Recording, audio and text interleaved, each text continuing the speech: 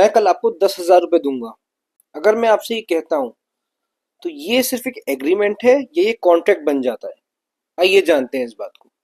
इस वीडियो के एंड तक आज आप समझ जाएंगे कि एग्रीमेंट और कॉन्ट्रैक्ट के बीच में एग्जैक्ट डिफरेंस क्या होता है, कौन सा एग्रीमेंट लीगली एनफोर्सेबल होता है, एंड थर्ड, अगर आप कोई भी एग्रीमेंट बनाते हैं तो उसके क्या गोल्डन रूल्स हैं। तो सबसे पहले बात करते हैं एग्रीमेंट की।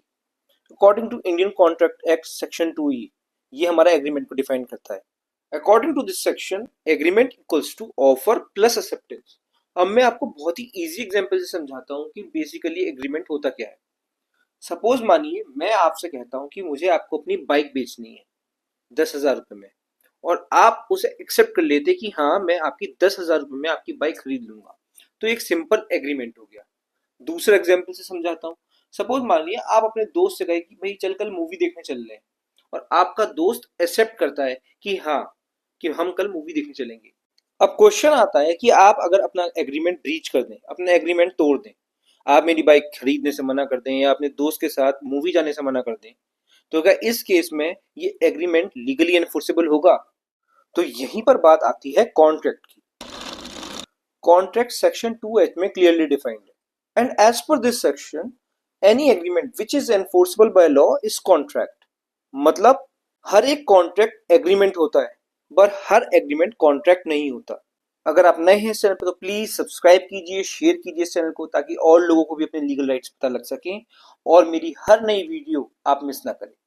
अब यहाँ तक आपको एक एग्रीमेंट और कॉन्ट्रैक्ट की एक बेसिक डेफिनेशन पता लग गई होगी, और यहाँ पर आप आइडिया लगा रही होंगे क्या एग्रीमेंट को हम कोर्ट ऑफ लॉ में चैलेंज कर सकते हैं। ऐसे क्या असेंशियल्स हैं, ऐसे क्या एलिमेंट्स हैं कि एक एग्रीमेंट कॉन्ट्रैक्ट बन जाता है और फिर हम उसको कोर्ट ऑफ लॉ में चैलेंज करते हैं। चलिए अब बात करते हैं कि एग्रीमेंट हमारा किस तरीके से कॉन्ट्रैक्ट बन जाता है। तो सबसे पहले आता है ऑफर एंड एक्सेप्टेंस। जैसे मैंने आपको पहला एग्जांपल बताया था कि मैं आपको अपनी बाइक बेच रहा हूँ 10,000 रुपए में, तो ये मेरी तरफ से आपको हो गया ऑफर। और अगर आप उसे एग्री कर रहे हैं, डन कर रहे हैं कि हाँ मैं आपकी 10,000 रुपए में बाइक खरीद रहा हूँ, तो ये हो गया आपकी तरफ से एक्सेप्टेंस। दूसरा आता है लॉफुल कंसिडरेशन। कंसिडरेशन का मतलब अगर मैं आपको कोई चीज ऑफर कर रहा हूँ, यानी कि अपनी बाइक ऑफर कर रहा हूँ, बेच रहा हूँ, तो इसके बदले में मैं आपसे 10,000 रुपए ले रहा हूँ, तो ये हो गया कंसिडरेशन। मतलब कुछ ना कुछ लेन देन है, या मैं कोई सर्विस दे रहा हूं आपको या पैसा ले रहा हूं, तो ये होता है लॉफुल कंसिडरेशन। तीसरा है पार्टीज कॉम्पिटेंट होनी चाहिए। कॉम्पिटेंट पार्टीज से मतलब है यहाँ जिन पार्टीज के बीच में एग्रीमेंट हो रहा है वो मेजर होनी चाहिए। मेजर से मतलब है आपकी एज लीगली क्वालिफाइड होनी चाहिए। सेकेंडली आप साउंड माइंड होनी चाहिए, यानी कि आप पागल नहीं होने चाहिए। तीसरा आप लॉ के अंडर डिसक्वालिफाइड पर्सन नहीं होने चाहिए।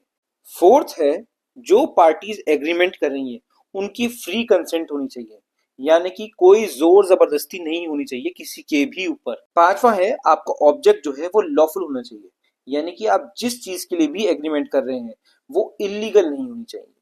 सिक्स्थ है आपका कोई भी एग्रीमेंट लॉ में एक्सप्रेसली वॉइड डिक्लेयर नहीं होना चाहिए। इसका मतलब ये है कि अगर आप कोई भी एग्रीमेंट बना रहे हैं वो लॉ में मेंशन होना चाहिए।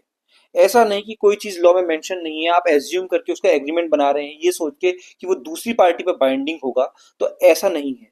वो एग्रीमेंट आपका कॉन्ट्रैक्ट नहीं माना जाएगा क्योंकि वो लॉ में मेंशन ही नहीं है। अब मैं आपको एक एग्जांपल से वॉइड एग्रीमेंट का मतलब समझाता हूँ। सपोज मानिए आप किसी दूसरे पर्सन के साथ एक एग्रीमेंट कर रहे हैं और उस एग्रीमेंट में आप लिख रहे हैं कि लाइफ में तू कभी शादी नहीं करेगा, तो ये एग्रीमेंट आपका नल एंड वॉइड माना जाएगा लॉ के अंडर। क्यों? क्योंकि हमारे लॉ में ये कहीं नहीं लिखा है कि आप किसी दूसरे पर्सन को मैरिज करने से रेस्ट्रेन कर सकें। हमारे लॉ में उल्टा राइट दिया गया है, राइट टू मैरी का।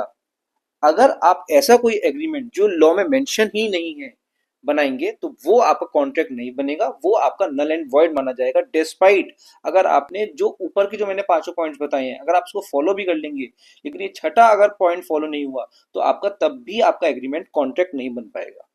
अब एक क्वेश्चन आता है कि क्या आप ओरल वैलिड एग्रीमेंट के बेस पे किसी दूसरे पर्सन को कोर्ट में चैलेंज कर सकते हैं? आइए देखते हैं कि इसमें हमारे सुप्रीम कोर्ट की क्या रूलिंग है। अलका बोस वर्सेस परमात्मा देवी के केस में सुप्रीम कोर्ट ने यह कहा है कि yes, oral agreements are valid and enforceable in courts. और अगर आपके पास प्रॉपर एविडेंसेस हैं और अगर आप ये कोर्ट में प्रूव कर सकते हैं तो इवन आपके सेल ऑफ इमूवेबल प्रॉपर्टी के जो केसेस हैं, ऐसे केसेस के भी जो ओरल एग्रीमेंट्स होते हैं वो कोर्ट में वैलिड है एंड एनफोर्सेबल है। अब मैं एक क्वेश्चन आपसे पूछता हूं कि सपोज मानिए जिस कंपनी में आप काम करते हैं वहां पे आपका जो सीनियर एम्प्लॉयर है वो आपसे प्रॉमिस करे कि वो आपकी सैलरी इंक्रीज करेगा, तो क्या ये प्रॉमिस उसका कॉन्ट्रैक्ट माना जाएगा?